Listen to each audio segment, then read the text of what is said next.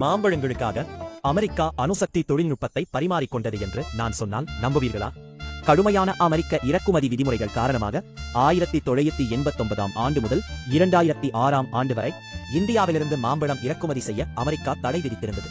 2006 ஆண்டு மார்ச் மாதம் உலகளாவிய அணுசக்தி வர்த்தகத்திலிருந்து இந்தியா தனிமைப்படுத்தப்பட்டிருந்த நிலையை முடிவுக்கு கொண்டு வந்த ஒரு சிவில் அணுசக்தி ஒப்பந்தத்தை இறுதி செய்வதற்காக ஜனாதிபதி ஜார்ஜ் டபிள்யூ புஷ் இந்தியாவிற்கு வருகை தந்தார். பேச்சுவார்த்தைகளின் போது ஜனாதிபதி புஷ் இந்தியாவின் புகழ்பெற்ற அல்போன்சோ மாம்பழங்களை சுவைத்து பார்க்க கோரினார்.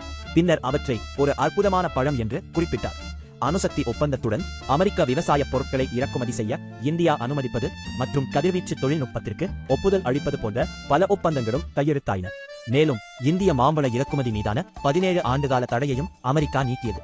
இந்த ஒப்பந்தம் ஒரு குறிப்பிடத்தக்க ராஜதந்திர வெற்றியாக கருதப்பட்டாலும் இது உயர்மட்ட அணுசக்தி ராஜதந்திரத்திற்கும் உள்ளூர் மாம்பழ வர்த்தகத்திற்கும் இடையிலான தொடர்பையும் எடுத்துக்காட்டியது.